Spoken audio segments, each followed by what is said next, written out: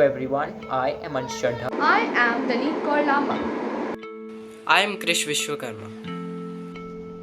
And my name is Jasraj. And we are from St. Mark's Senior Secondary Public School, Meerabad, New Delhi, India.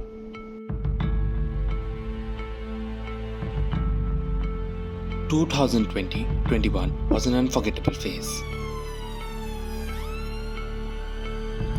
Deaths, loss of jobs, increasing unemployment, closure of workplace was at a high degree.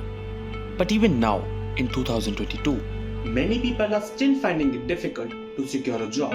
Inflation is touching roofs and there is lack of job security. Coming on to the research methodology of our topic, to understand this topic in detail, we conducted a bunch of surveys and conducted various interviews.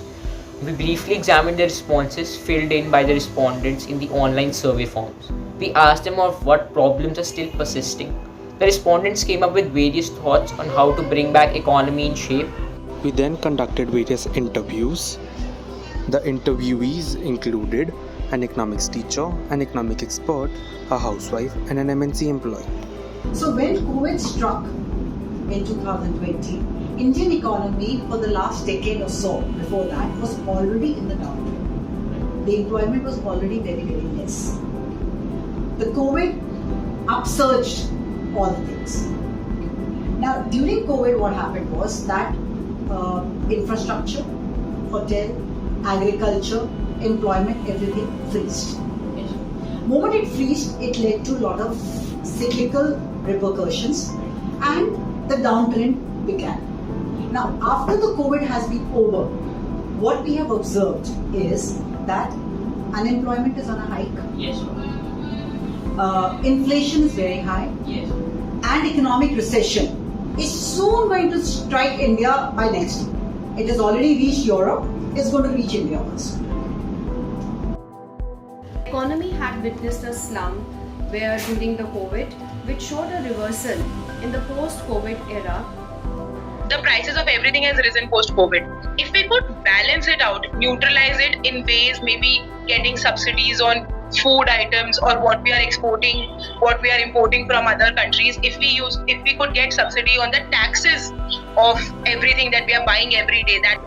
Are you satisfied with the government policies post-pandemic? No, I am not, as government has taken many steps regarding that, but it was not that much impactful. Government could take more better steps regarding to the citizens, and because citizen has suffered a lot. Observations. The interviews and surveys helped us to make the following observations. Slightly more than half of the respondents, 57%, believed that their economic conditions were suffered, while 24% of the people believed that they didn't really suffer. Remaining 19% of the people said that they may have suffered a little. 89.9% of the respondents felt that securing job after pandemic was a difficult task, while only 10.1% believed that it wasn't really a difficult task. 72.2% believed that yes, pandemic have made more people unemployed, or rather shifted them below the poverty line after pandemic. 21% weren't sure if pandemic really contribute in shifting people below poverty line, but 6.3% of the respondents were sure if pandemic really contribute for this. Closure of workplace is what most of the people thought was the problem. 34.2% believed that reduced salaries was another major problem. 11.4% believed that they were deprived of the basic needs. Another 11.4% believed that loss of jobs was another major problem. 16.8% believed that there wasn't any such major problems faced by their families. Employment generation is what maximum of our respondents believed could help in bringing back the economy in shape. The next most favored choice was to make our country self-sufficient. The other alternative was advancing travel and tourism sector, increasing production post-COVID, increasing jobs in tertiary sector, reduction in disguised unemployment, making public sector strong, opening new institutions, government maximizing population were some suggestions that our respondents came up with. 27.8% of the total believe that the government didn't do its best, while 48.1% believe were not sure whether the government policy is held or not. Remaining 24.1% were satisfied with the government policies.